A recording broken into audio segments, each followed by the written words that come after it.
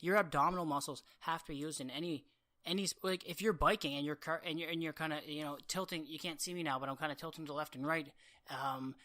You're using your abdominals to kind of keep your, but like maybe more so in snowboarding, but regardless, there's still abdominal muscle. You use your abdominals when you're walking to keep your, you know what I mean? Yeah. To a very, very significant or a small amount of work, but snowboarding is a lot of fun. I can't wait to go actually this year. I think didn't get on the slopes at all last year because of our fucking winter.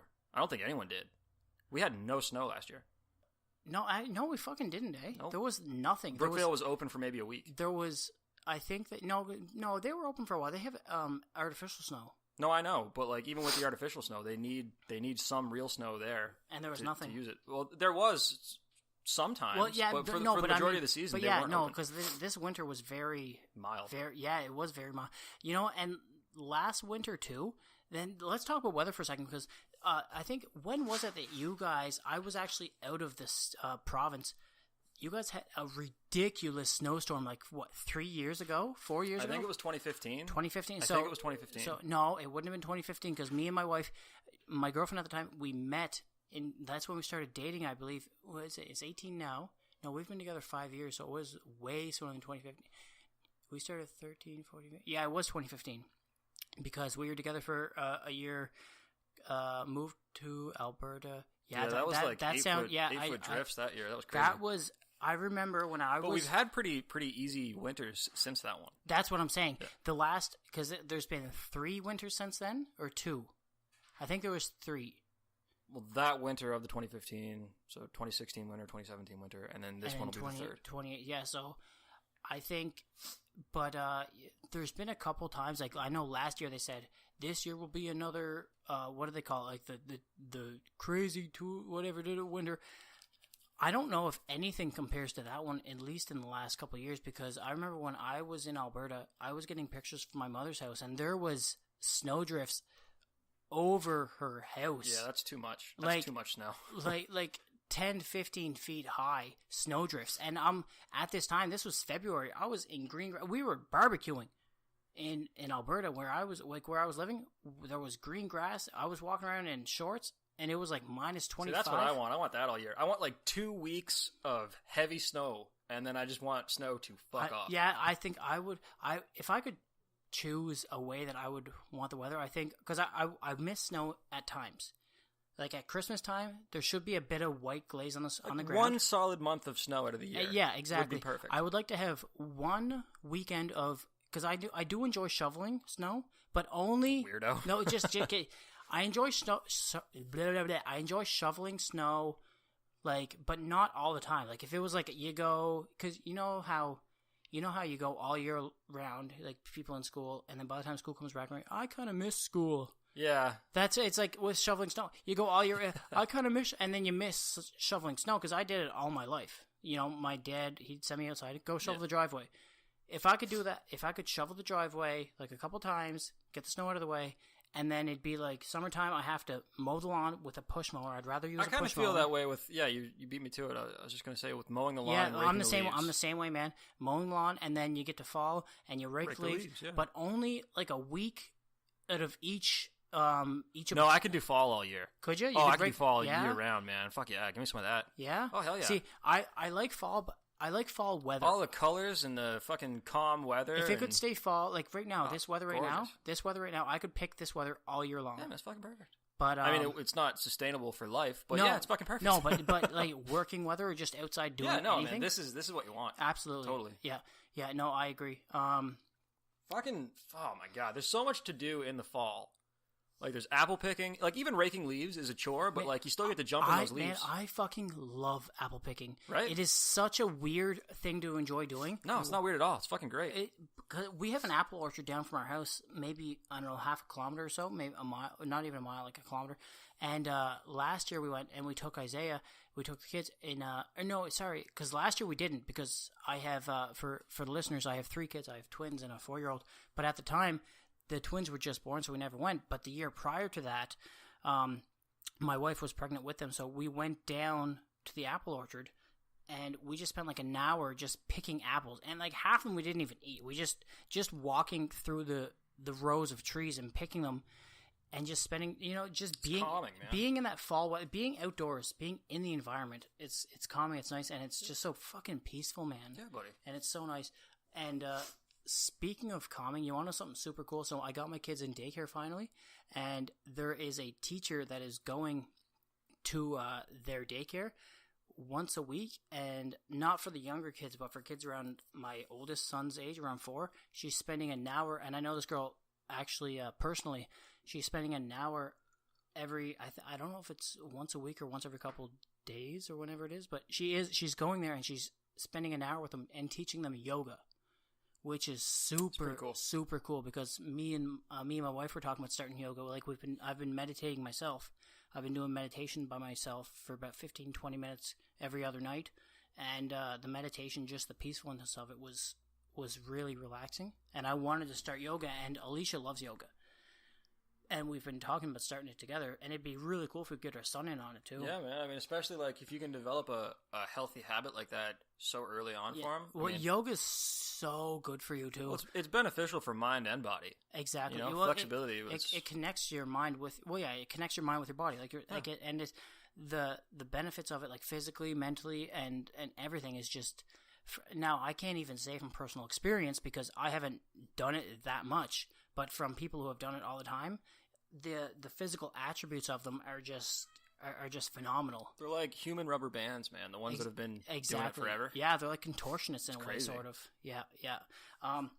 Talk to the people for a second. I'm going to grab a quick beer. I'll be right back. Talk to people about what? I mean, why don't we just take a break? About whatever. Oh, let's take a break. Let's take a quick beer break, and we will be. That makes sense. We'll be back in a minute.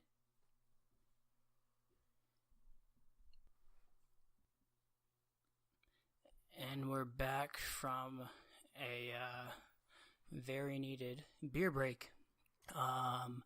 Speaking of beer break, I actually forgot to grab my beer on the counter. And I noticed that because I'm looking at Fatty's beer in his hand. Fuck.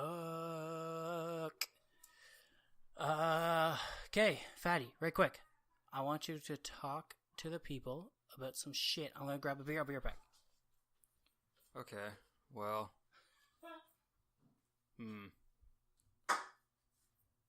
I'm at a bit of a loss. Anything, dude. Anything. Favorite movie? What's your favorite movie? Lord of the Rings. Lord of the Rings? Why? Because it speaks to me. Well, define. Okay, does it speak to you the way that Stephen King's Dark Tower speaks to me? I have no idea what that means. And it is so good. I've been wanting to talk to somebody and just completely. Well, you know the rule. We've already talked. I will be reading what I need to read for the Dark Tower. Yeah. I just haven't done it yet. We've talked about this a year. Okay, for any of you listeners out there, all the 10 of you, being a little bit generous there, Wade.